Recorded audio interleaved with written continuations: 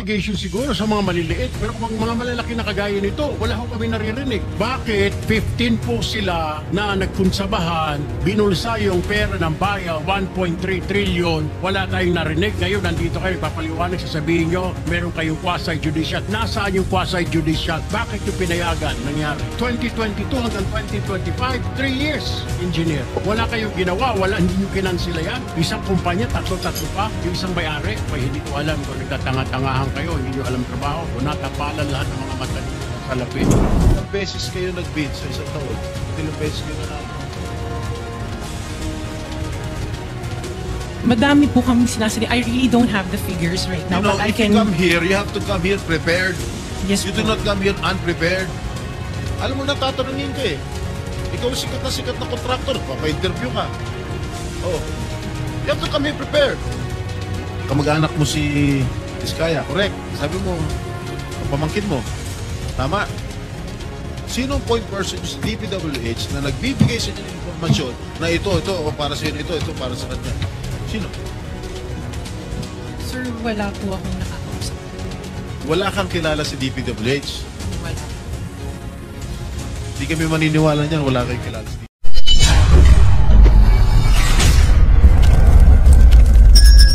Na paamin tuloy ni Senador Jinggoy si Sara Diskaya kaugnay sa mga kumpanya niya na sa bidding ay nakibiding ang mga kumpanya, parang bidding-biddingan. At yung isang kontraktor ay nauutal at parang nanginginig. Can you answer yes or no? Ghost project?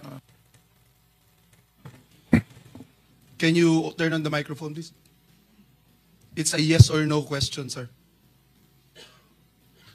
Wow, you're You don't even know? You're looking for your lawyers? Wow. I invoke my right of self-incrimination in your honor. Okay. Ano? Can you repeat your answer? Wow. Can you repeat your answer, Mr. Arevalo? I invoke my right for self-incrimination in your honor. My God, the question of the majority floor leader is very simple. It's very simple. Do you have any ghost project in any of the areas here in the Philippines? Answer.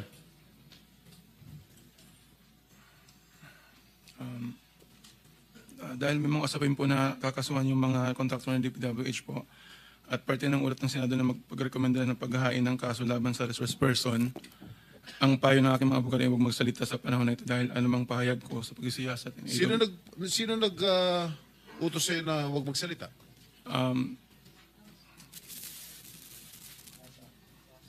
Sino? May binabasa ka ba? Ginawa ko po, Your Honor. Ano binabasa mo? Pasensya po kasi kinakabahan po kasi po. It is only answerable by yes or no, Mr. Arevalo. Is there any ghost projects of Wawaw builders? This is what I discovered, and the former secretary confirmed during the first hearing that there indeed are ghost projects. Bine-verify pa po namin, Your Honor, ang ano kung meron po. Ano ka ba sa Wawaw? Are you the owner? Yes po, Your And Honor. you should know. Majority Leader, it's your time, huh? Yes, Mr. Chairman. I'm just disappointed, Mr. Chairman, kasi pambira ka, sasagot ka ng ganyan, ghost project. Parang tinatanong ka kung tao ka, hindi mo alam kung tao ka. So, yun. Katapusan na ba sa mga ghost contractors, ghost engineers? Yan. Habang ang ating bansa ay nakaranas tuwing ulan ng baha. Bumabaha ang pira sa mga contractors at sa mga kasabuat nito. Tapos, ang sekretary ng DPWH nag-resign ngayon lang. Ano sa palagay ninyo? Ito bang pag-resign ng sekretary ng DPWH ay sapat na? O kailangan talagang mananagot siya? Lalo na hindi lang bilyon ang pinag-uusapan dito. Trilyon. Trilyon na salapi galing sa mga taong mahihirap. Kinakaltasan ng buwis. Sa mahabang panahon, sila ay nag-enjoy. Kaya nga, merong mga tinatawag na nepotism babies na nag-deactivate na sa kanilang social media. Matapos, binaha ng komento sa mga taong bayan na ang kanilang mga luxurious lifestyle ay umano'y galing nitong nag-viral na flood control. Kaya nga, hindi flood control ang kailangan sa ating bansa. Ang kailangan sa ating bansa, grade control. At welcome, itong yung lingkod, Brindel Talibong, muli magkasama ninyo. Ako po sa Catholic Faith Defenders Committee on Public Debate. At naging kabahagi ako noon sa CBCP News Online. At bilang kabahagi sa media at journalism, tatalakayin natin itong isyu. May nagkomento, ba't umano di natin tinatalakay itong isyu? Tingnan nyo yung video na na-upload noon kaugnay sa problema sa flood control. Okay, kumusta sa lahat sa mga nagsubaybay sa atin ngayon? Di na natin pa tatagalin pa mga kapatid yung bahagi sa isinagawa na Senate hearing kaugnay nitong hindi bilyones, trilyones pala na halaga sa flood control na merong mga lumitaw na ghost projects. Di makikita dahil mga multo. Oh. Okay. So, ito bahagi sa Senate hearing na isinagawa ngayon. Diskaya, Sarah.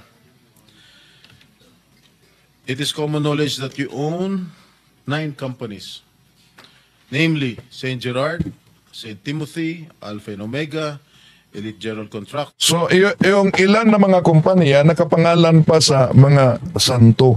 Di ba? St. Gerald, St. Timothy, at si Mr. Diskaya, working student ito sa kumbinto noon, sa interview. At mga Katoliko sila. Pero napansin niyo ba, kahit na yung mga involved dito, siguro mga Katoliko din ito. Pero ang tanong, bakit po ba ang ating bansa tinatawag na the Catholic nation in Asia, pagkatapos ganito ang daming mga buhaya, grabe ang korupsyon. Siguro nagsisimba naman ang mga involved na ito, pero ang problema, yung pagsisimba nila ay parang ritual lang. Anong ibig sabihin? Hanggang sa simbahan lamang, at paglabas sa simbahan wala nang kaugnayan kahit ano ang ginagawa. Okay, tuloy natin. and Development Corporation, St. Matthew, Great Pacific Builders, O, St. Matthew, ha? YPR General Contractor, Amethyst Horizon O, ang problema itong napaamin sa si Sara Diskaya na itong kanyang iba't ibang mga kumpanya sa construction ay nakibiding. So, nakibiding, so ibig sabihin, biding-bidingan lang. Tuloy natin. Builders and Waymaker OPC. Am I correct? Yes po. Tandaan ninyo, ito ang ilan lang sa mga kontratista. Pero sa iba't ibang bahagi sa ating bansa, kahit na sa atin, dapat may managot at maimbestigahan. Tuloy natin. Hanggang ngayon, Up to now, you own these 9 construction companies? Yes po. All right. Since you started securing contracts from the DPWH, since kailan kayo nag-umpisa? 2012? DPWH. Yes. Yes po, 2012. Pag-usapan muna natin yung 2022 hanggang 2025. Ilan na po yung naging projects nyo sa DPWH? Marami na po. Ilan nga? I don't Mahigit have the figure. 400? Mahigit 500? Within the span of 3 years. I don't have the figures po. Estimate lang po, ballpark. Give me a ballpark figure.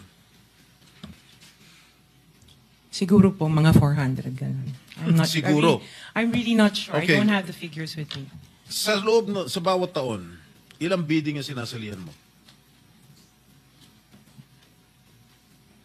Marami po kaming sinasalihan na bidding.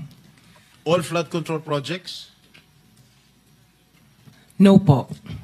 O ano pa yung mga projects? Buildings, kalsada, Nationwide or only in Metro Manila? nationwide po. Nationwide. All right.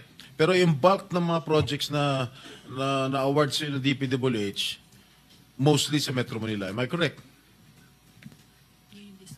Hindi po, sa probinsya po. Sa iba-ibang lugar. No, the bulk of your contracts. Here in Metro Manila? No po, outside Metro Manila ang Where marami. outside? Where outside of Metro Manila? We have in Romblon, Cebu, Bohol, Nakarating pa sa Cebu at Bohol pala ito sila, Bacolod, Zamboanga. Bacolod, Zamboanga. Hindi naman po kami namimili ng lugar. Migos Project? Wala po. Sigurado ka?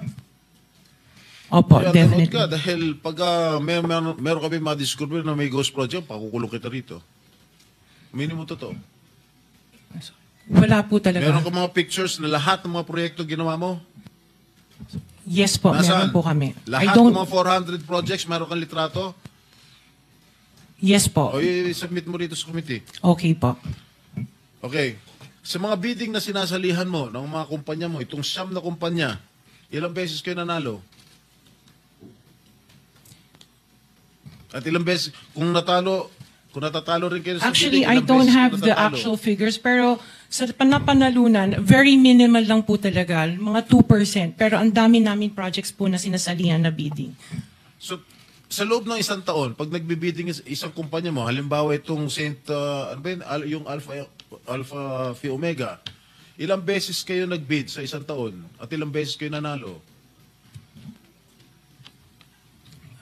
Madami po kaming sinasalihan. I really don't have the figures right now, You know, but I if you can... come here, you have to come here prepared. Yes You do po. not come here unprepared. Alam mo, natatanungin ka eh. Ikaw sikat na contractor, papa-interview ka. Oh. You have to come here prepared. Your Honor, I am prepared for the flood control projects that you are mentioning. I have the statistics of how many I bidded and how many I lost and how many I won. Okay. You mentioned it to us right now.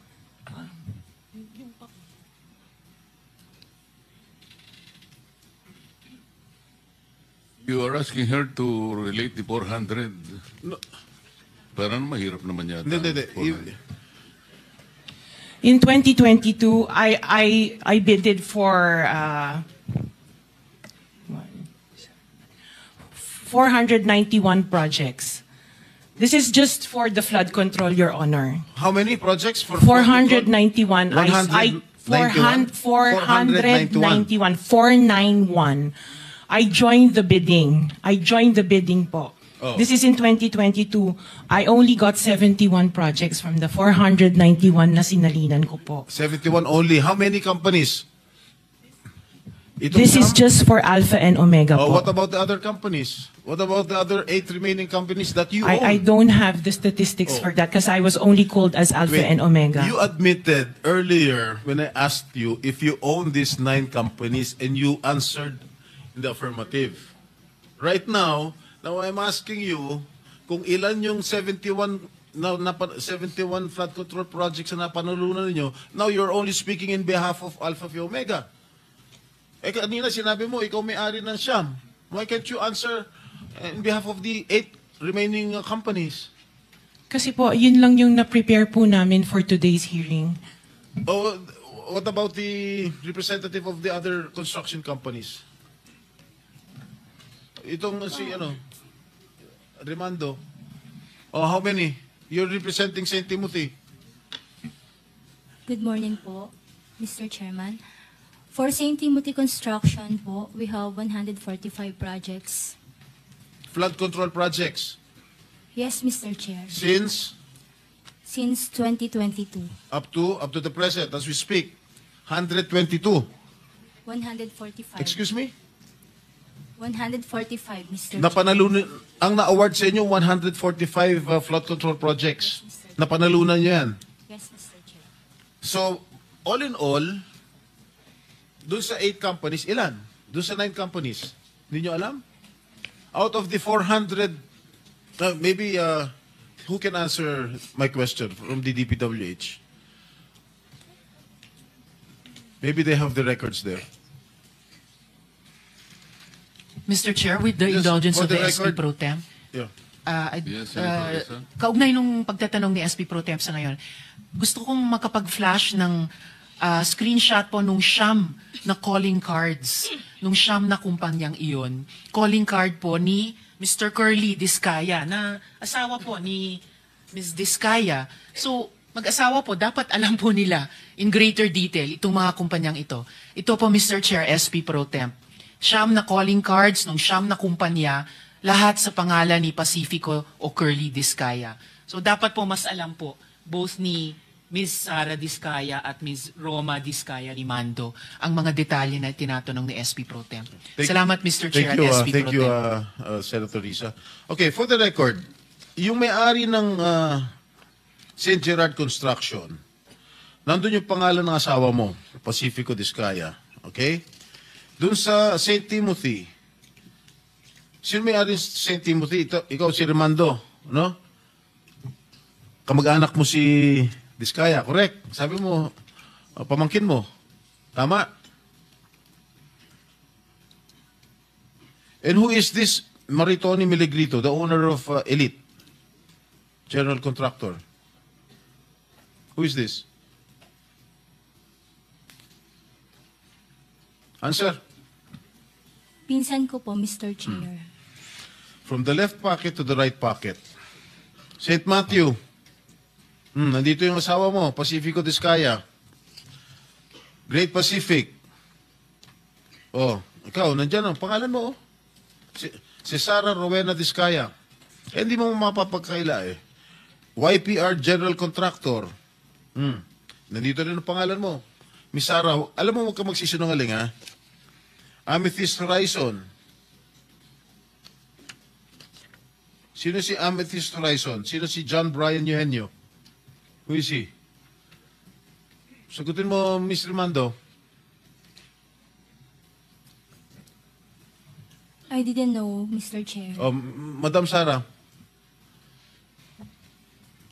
He's one of our employees. Oh, dami. Waymaker. Sino si Gerald William Discaya? He's my eldest son. Okay. Alpha Phi Omega, yan, asawa mo. So, you confirm, lahat ng siyam na yan, ikaw ang may-ari. Tama? Part owner po. Part owner. Okay. Kaya nyo ba talaga pagsabay-sabayin yung mga construction, mga proyekto ninyo? Paano nyo nagagawa ito? Yes po, we have sufficient employees naman that can carry out and execute the project. Okay, ilan ba yung mga empleyado ninyo? In the office po, mga 200 plus. Sabay-sabay kayong naawardan ng kontrata ng DPWH. Alam mo, nakakapagtaka dahil kayo lagi nakakuha ng DPWH contracts ha. Sino ba talaga sa DPWH ang nagbibigay sa inyo listahan ng mga projects for bidding? Turo mo na. Wala po akong knowledge po. Talaga? Ba't Yes, nakakapagtaka dahil yung siyam na construction companies nyo, yun ang laging favored, kumbaga, sa bidding. Kasi ang balita ko, isa kayo sa mga una nakakita at nakakapili ng mga projects. Bago pa mabuo ang National Expenditure Program, yung tinatawag natin na NEP. Parang menu lang sa restaurant na nakaka-order kayo kaagad. Sino ang point person nyo sa DPWH na nagbibigay sa inyo ng informasyon na ito, o para sa inyo, ito para sa kanya? Sino? Sir, wala po akong nakakausap po. Wala kang kilala sa DPWH. Wala po. Hindi kami maniniwala niyan, wala kayong kilala sa DPWH. Meron ako yung mga engineer, yung mga district engineers siya. Yun ang pala. Sino ang mga district engineer na nakilala mo? Pero hindi po sila nagbibigay ng project po sa akin. At tinatanong ko, wala naman ako sinasabi sa'yo kung nagbibigay sila ng project. Sino ang kakilala mo sa DPWH? Sila, mga DE po. DE ng... Sabi mo, sino? Teka sandali. DE ng Laguna, O, sino DE nga? ng... Banggitin mo yung pangalan. I can't remember their names kasi I don't transact on Okay, behalf of the DE ng companies. Laguna. Sino pa? DE ng Bulacan, DE ng... Is he here? Nandito ba? Yung DE ng Laguna, DE ng Bulacan, nandito ba? DE ng Bulacan nandito. Okay, paano nyo nalalaman ang mga projects for the bidding? Sino ang nagbibigay ng listahan sa'yo? We don't have a list. Naka 6 minutes ka na, erap.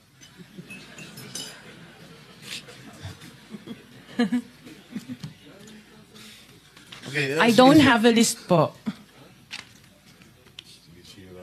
Interjection, Mr. Chair, with the permission of the SP Pro Temp. Okay. On the DPWH na binanggit po niya, Mr. Chair. Okay.